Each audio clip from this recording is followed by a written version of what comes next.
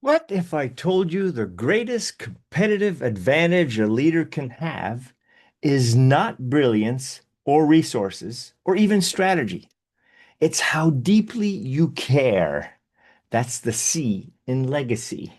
Because when people know you care, I mean, truly care, they'll walk through fire with you. And why does that matter? Simon Sinek talks about playing an infinite game. A game where the goal isn't to win, but to keep playing, to endure, and to thrive for the next generations. Caring deeply is how leaders create teams that will last and endure and pass that same spirit forward. Because people don't sustain effort from rules or paychecks alone. They sustain it when they believe their leaders have their back in both the good times and the hard ones. And that kind of care builds trust and loyalty and faith that will outlast any quarter of any crisis. I've seen this firsthand in our own journey.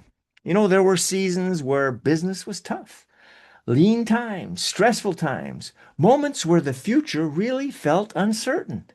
And some of those seasons were about pure survival, just keeping the heartbeat of the business going. Unfortunately, in those moments, we sometimes forgot the care piece. And some of our team members left feeling that they were left out, thinking we wouldn't even make it either. But somehow, by mercy, by grace, by faith, we did squeak through and made it. And when we consciously came back to leading with care, which we always wanted to do, but sometimes priority changes us, checking in more on our people and investing in their well-being, showing faith and compassion instead of just pressure, many then did not run. And in fact, those who stuck in there and stuck through it, they rooted deeper. And some of those who left, well, some of them came back too. You see, those were the seasons where a culture was forged, not in the easy times, but in the fire, held together by a certain kind of loving care. We learned from that, and that's where we are persisting with. Care deeply also comes from a place of faith. Faith in your people, faith in the process of life, faith in something greater than yourself guiding the work.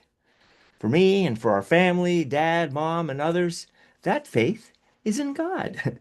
We don't shout it from the rooftops, never wanting to proselytize or mixed religion, if you will, with, business and other things. But we try to speak through our actions of our faith. Prayers, believing, taking steps forward, even when we're unsure, unknowing, and afraid, that has always been part of our journey. And when you lead with that heart of faith, faith in something bigger than your own instinct or gut, you realize you're not just building a company or a project, you're building people with purpose. You're shaping futures with vision. You're serving a greater destiny. Now, don't confuse caring with coddling either. If someone's heading straight for a ditch, caring deeply doesn't mean patting them on the back and saying, "Good luck down there." Real care sometimes means tough love, yes, honesty and correction and support, but that's still love. So here's this week's challenge. Pick one person in your circle, at work, at home, at school, in your community, wherever, and go beyond the surface. Like, don't just ask, "Well, hey, what are you working on?"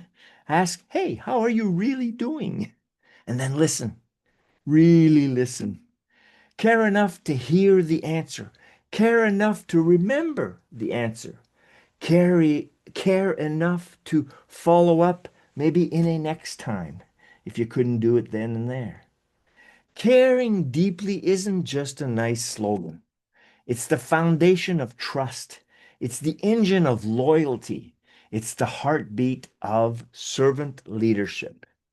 When we care deeply, we stop playing a finite game of profits and projects and deadlines. and we start playing the infinite game of people and purpose for the long haul.